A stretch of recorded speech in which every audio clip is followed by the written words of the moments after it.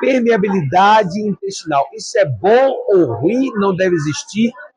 O intestino é permeável, não é permeável? Não estou entendendo. Qual o problema com a permeabilidade intestinal?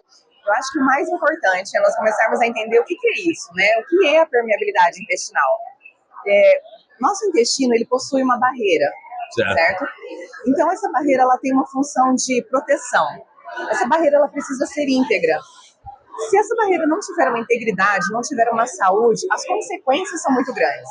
Então, essa barreira, estando íntegra, ela consegue fazer uma seleção do que pode entrar para a nossa corrente sanguínea e o que vai ser eliminado.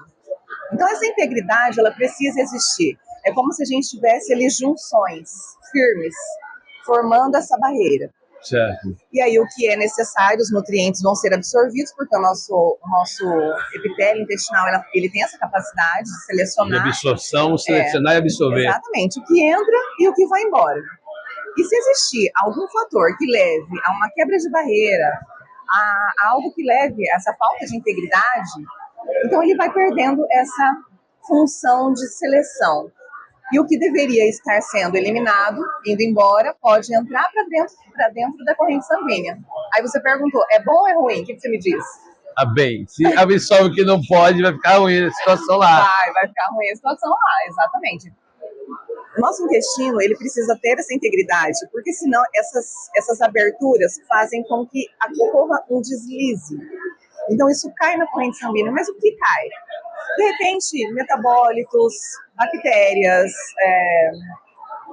agentes tóxicos, proteínas mal digeridas, de repente uma molécula de glúten, uma molécula que não deveria estar entrando ali na corrente sanguínea, bactérias, enfim, né? Então isso pode estar ultrapassando essa barreira e caindo na nossa corrente sanguínea.